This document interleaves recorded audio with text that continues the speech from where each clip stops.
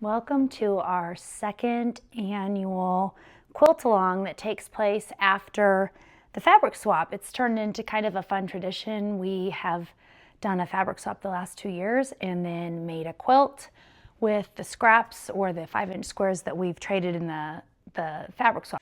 And if you were not part of the swap, you are still more than welcome to join us for the quilt along. We would love to have you. I know many of you will be using your swap squares from the swap that we did. They're already cut into 5-inch squares, which gives you a head start. But I am gonna do a video on how to cut up fat quarters, like if you're wanting to use blue or red or whatever color you're making, fat quarters for your quilt, if you wanna cut those up into 5-inch squares, or if you're wanting to dig through your scrap bins, or if you're wanting to cut strips from yardage. I also will have some videos just on how to tackle that, as well as when you go to cut your sashing strips. So we'll cover all that in some of the videos that are coming up.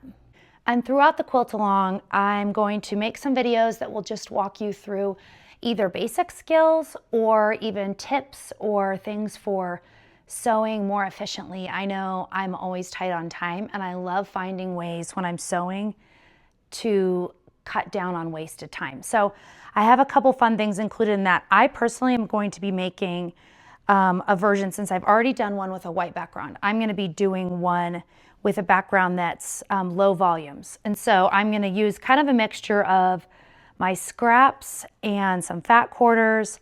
So those videos will come in handy just in knowing even how to tackle scraps. How do you quickly and easily cut 5-inch squares from fabric that's a bunch of different random sizes, as well as the most efficient way to cut your squares from fat quarters. Our quilt along is going to run for 7 weeks, and really the only tools that you have to have for that are a rotary cutter, a basic ruler, and a mat.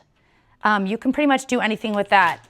Additional tools that I would highly recommend is having a replacement blade and changing that before you start. I know I preach this all the time, but it makes such a difference. So I'll put links for everything here under the video, but I would highly recommend changing out your blades. I saved an old case I put my dull blades in here. I have my new ones in here, and when I place them out, I just switch them, and then when this is empty, it becomes my old blade.